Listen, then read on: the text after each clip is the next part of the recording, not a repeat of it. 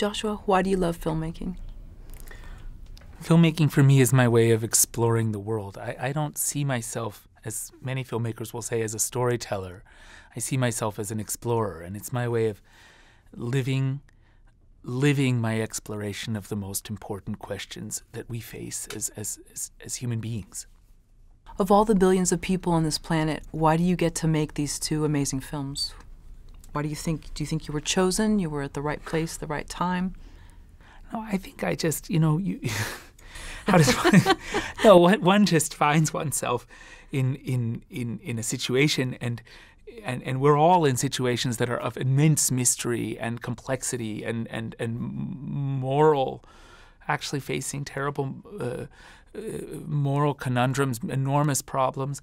And I think everybody, if we just stop and listen to our conscience, will find ways of responding in important ways to the situations we face. And I think that's all I've done, was I just tried to ask, what can I do now? I found myself living with survivors at 26 years old of a genocide who they were so afraid that they couldn't even talk about what happened to them because the perpetrators were still in power. And I felt it's as though I'd wandered into Germany 40 years after the Holocaust only to find the Nazis still in power. I was asked by the survivors and the human rights community to pursue this, and when they to film the perpetrators, and then ultimately to make these two films. And I did, because I felt that's what was important. And I think anybody who listens to what's important will do the right thing, and sometimes it will lead to work like this. Right. Now, in both The Look of Silence and The Act of Killing, you use very little stock footage. I know with The Look of Silence you had I believe an NBC recount, which seems so innocent the way they described it. It was so like, oh, we did the right thing. Oh, great, you're doing the right thing by this. But why use so little historical footage? You have so much in the present. That's right. And in The Act of Killing, also, in the uncut version of the film, the so-called director's cut as it's released here in the United States, there's also only one clip of archive footage.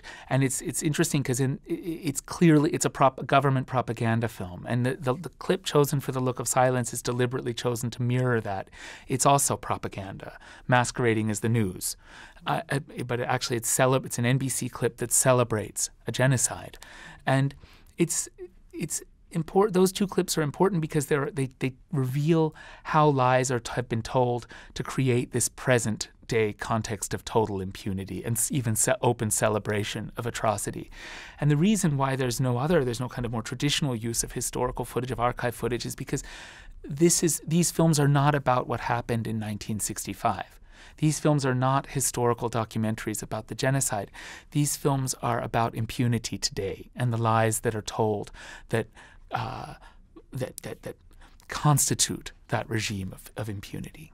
How do you stay in the moment filming interviews when your life is on the line? You just, of course, you take all the precautions you can, I suppose, at the beginning before you get to that moment of confrontation, so that you know that you have a backup plan, you have safety procedures in place. I don't think my life was ever on the line while I was making either of my films, making The Look of Silence. But you do all that preparation, you do your best, and then you try to forget about it in the moment. And you just try to be there with the human beings you're filming, in part because if they feel you're seeing them as human beings, that makes the situation safe. Because they recognize you're not seeing anybody there as an enemy. They feel, even if they know that there's a judgment about something they've done, they have to overcome. They're disarmed by the fact that everyone present is approaching them as human beings. Was there a scene with The Look of Silence that got away? Was there something that you almost had? Maybe you had your full Danish crew with you with the setup, and unfortunately you had to cut it short and leave. There's actually. The film, the final confrontation in the film, where Adi goes and visits this family, that in a sense went totally out of control and wasn't what we anticipated at all. I had spent 3 months working with that family and the father in that family, the death squad leader, father in that family, to dramatize what that father had done. And so it never, we go and visit this family, and it never occurred to me that the family would pretend they didn't know what the father had done, because they would know, because I would know they're lying. The whole idea there was Adi would go and say, I know you, you know me. It's not your fault what your father did, and we have to live together. My daughter might one day want to marry one of your sons, and it would be terrible if we can't come together for them as a family and live together. But because they did know who he was, they lied and pretended they knew nothing. And it ended in this mess where I'm confronting them with this old footage, essentially proving that they're lying, not because I'm trying to humiliate them by catching them in a lie, but because I'm trying to get past that denial. And the son, they say how angry they are at me, they don't like me anymore. The son is actually calling the police when we finished shooting that scene, and we did have to kind of run away. It was I thought, I was very sad about it. I felt we had nothing there. I felt we'd gone there to build bridges, not to burn them. And I liked that family, actually, despite the fact that they'd all willingly participated in the dramatization of atrocities. I liked them, and I was sad about how this worked out. I then came to see, though, that this scene, more than maybe any other in the film, shows honestly how torn this society is and how urgently truth and reconciliation are needed. Were there moments with Adi where you felt that you needed to rein him in because maybe he was going too far? I know he's so like saint-like in this film. I mean, he shows no desire for revenge on his face, at least in his body language. But were there moments where you felt like, you know what, Adi, I know you still have to live here and work here and your family's here. Maybe hold back a little. Not in the sense that Adi was ever showing anger or a desire for revenge with his neighbors, never. But the whole idea that we confront the perpetrators came from Adi, and my first response was absolutely not. We cannot do this. It's too dangerous.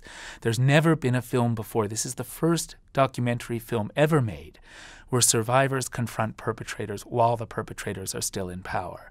And I only realized gradually that we could do this because the production of my first film, The Act of Killing, was well known across the region, and but the film had not yet premiered. It hadn't screened. So I was believed to be close to the highest ranking perpetrators in the country, and the men Adi wanted to confront were regionally powerful, but not nationally powerful, and they would not dare attack us or detain us because they wouldn't want to offend their superiors. So in general, Adi, throughout the process, would be the one proposing the most daring things, including my filming with the perpetrators in the first place.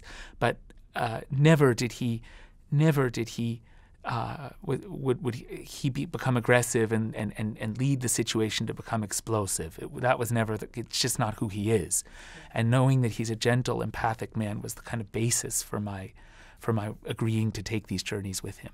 So it was only the initial request to do this that you felt you needed to rein back, but then once you decided to go ahead, you were fine with it. And then in releasing the film, Adi might have felt safer than we have, and we've taken very serious precautions to ensure the family's safety. Adi, I suppose, we've had to advise him on risk because we're more aware of the national level risks. I receive threats from the highest ranking perpetrators in Indonesia, or at least their henchmen still today. Adi's not aware of that. So I'm the person who's monitoring, and my team is monitoring the risk and making sure that Adi remains safe.